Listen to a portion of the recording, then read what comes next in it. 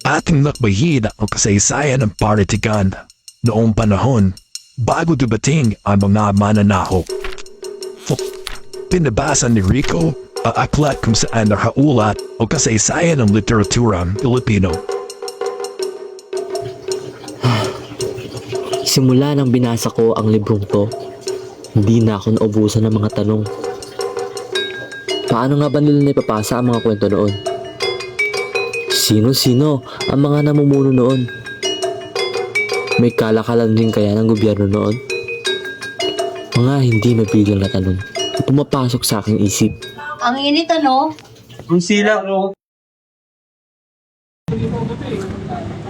Nag-aaral ka ng mga sinaunang salita? Nakamangha nga po ako kung paano nila iningatan ang mga kwento noon. Bago ito gawing sulat. Maganda yan. Pero di lang naman sa libro matatagpuan ang kasaysayan, Rico. Nasa lupa, awit, at sa mga puso ng mga tao. Mayaman ng kulturang Pilipino bago pa ang Kastila.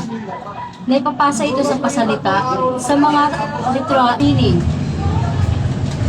Eh, ma'am, paano po pag nawala ang mga kwento? Yan ang hamon. Pinag-unay natin ang katotohanan. Ang natira ay nagpapakita ng kayamanan ng ating nakaraan.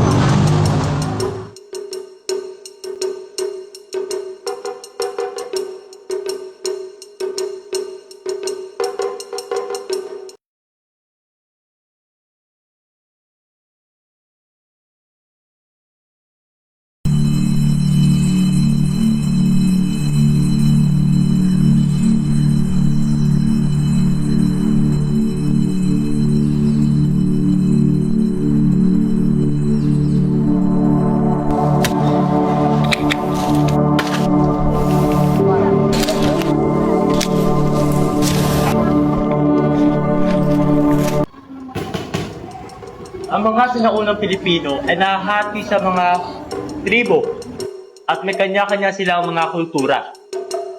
May mga kaalaman silang binabahagi o ipinapasa sa kanilang susunod na henerasyon mula sa mga ninuno at ginagamit ito sa kanilang mga pang-araw-araw na pamumuhay. Sir, totoo po ba na may koneksyon ang mga katuligo sa kalikasan? Oo, Timog. Para sa kanila, hindi lamang Sir, may ikaw ang... para sa kanila, hindi lamang ito pinagkukunan ng mga pangangailangan, kundi isang buhay na entidad. Isang pinagmumula ng espiritual na kapangyarihan. Ang mga bundok, dagat, gubat at ilog ay sagrado sa kanila. Naniniwala sila sa mga anito. At nagsasagawa rin sila ng mga ritual upang pangalagaan ang balanse ng kalikasan at humihingi rin sila ng gabay at proteksyon.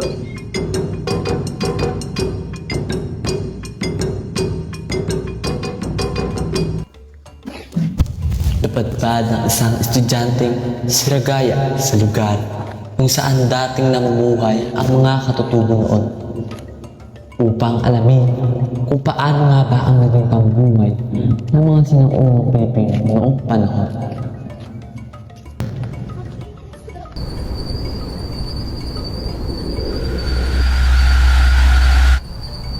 Iyo, sino ka? Hello po, ako po si Lagaya. From Suleiman. Bahal po ba dito? Hindi naman. Ngayon lang kasi may nakitang may napadpad dito. Ano po pangalan nyo? Sino katakotan o Mang Gino na lang? Napansin ni Lagaya ang isang kampilan. Hindi lang ito isang espada. Mang Gino, ano po ang ibig sabihin ng pukit na dito? Kundi isang sagisag ng mga paniniwala noon at pamana ng kanilang mga ninuno. Sino po ang mga dato? Ang dato ay katawagan sa pinuno ng mga barangay noong kapanahunan ng bago dumating ang mga Kastila sa Pilipinas. Sila ang nagsisilbing tagapagpatupad ng mga batas at ang nagsisilbing pinakahari sa isang barangay. Kapag higit na mas malakas ang isang dato, sila ay tinatawag ng praha.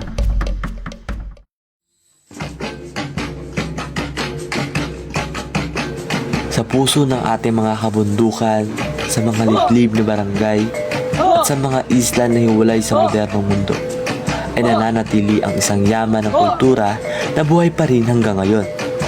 Ang ritual na sayaw ng mga katutubo.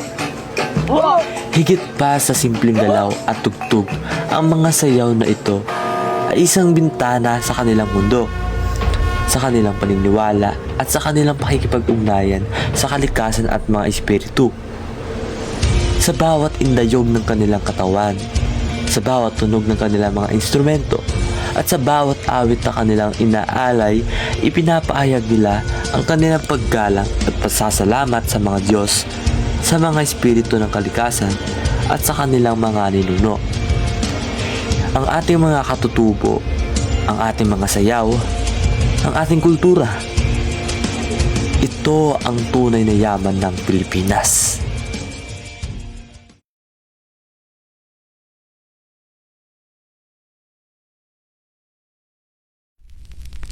Sa lampak ng nagbat sa baybay, sa ilog na ganyan sa naturan, ng dalawang magpunawang na pangalan, Luluan at Kamuhan. Sa panahon bago dumating ang mga Kastila, ang mga Pilipino ay mayaman na sa mga kwento. Ang mga kwentong ito ay mula sa mga alamat ng mga Diyos at Diyosa hanggang sa mga epiko ng mga bayani ay hindi nakasulat sa mga libro, kundi nakaukit ito sa mga puso at isipan ng bawat henerasyon. Ang pag-iingat at pagpapasa ng mga kwento ay isang mahalagang bahagi ng kanilang kultura. Isang sagradong tungkulin na isinasagawa sa pamamagitan ng pasalita.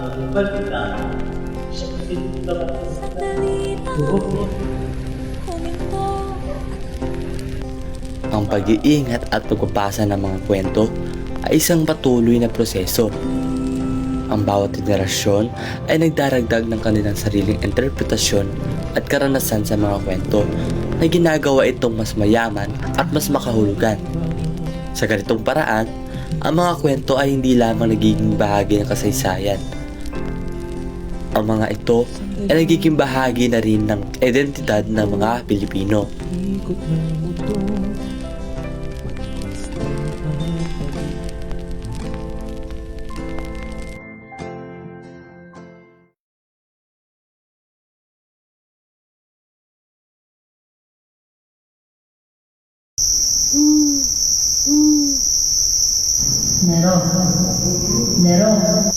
Nero, Oo.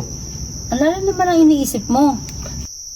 Kagabi kasi, napagtanto ko lang na napakayaman ng ating panitikan at paniniwala noon. Hindi na sa kwento ang kanilang pinapasa, kundi pati bahagi ng kanilang pagkatao. Ewan ko sa'yo, bahala ka nga dyan.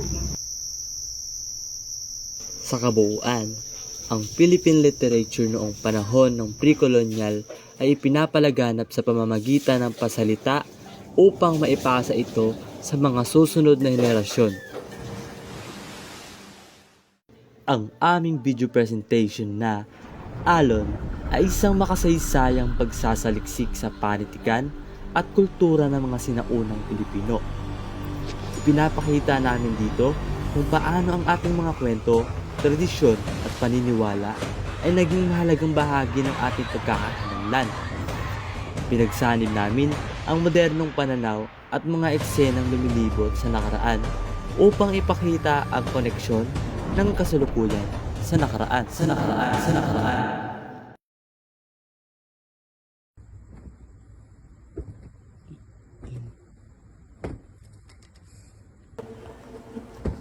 Ano kaya ang mga susunod na kabanata ng ating panitikan?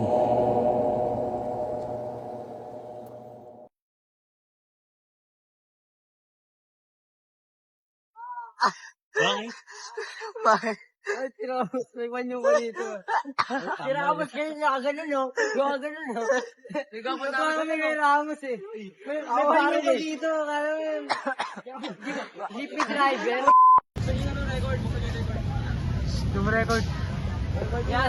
Wala nang dadaan. Doon. Ay, puta na yan. Nero. Oh. Ang lala naman ang iniisip mo. Ulit. Lights! Camera! Action! Hindi lamang isang pinagkukunan ng mga Mayaman ang kultura ng Pilipinas bago pa ang Kastila. Naipapasa ito sa sakit. Pasalita yung tanga. Bago... Shit.